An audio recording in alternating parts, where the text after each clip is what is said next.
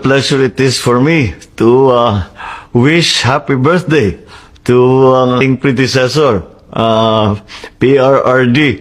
Happy birthday to you, Mr. President. Ngayon, naintindihan ko na kung bakit minsan, nung presidente ka, napapamura ka. Now I know why.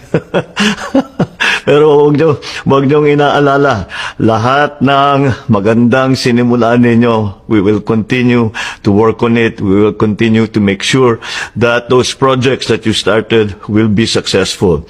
And I'm glad that I am able to continue the good work that you started.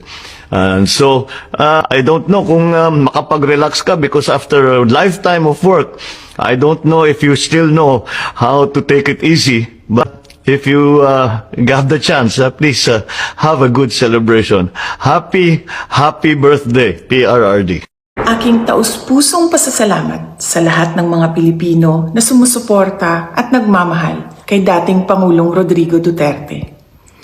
Sa mga kababayan natin sa Pilipinas, the Netherlands at iba't ibang panig ng mundo, napakalaking bagay para kay Pangulong Duterte ang pagtitipon ninyo para sa kanyang pag-uwi at kaarawan.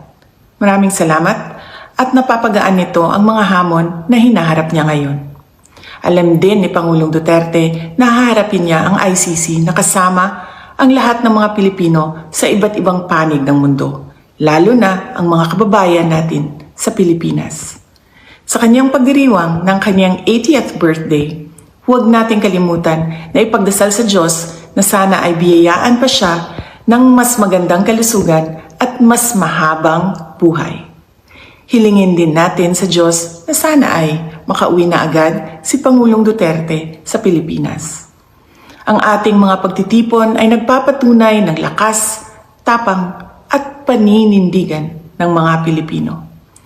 Sana ay magpatuloy din ang inyong suporta at pagmamahal sa ating dating Pangulo hanggang sa darating na halalan ng ating mga senador. Sa inyong kaisog suporta o pag-ampo, kami nagasandig o naghinaot nga atong makabot ang hustisya alang kang Rodrigo Duterte sa mga Pilipino ug sa atong nasod Pilipinas. Syukran.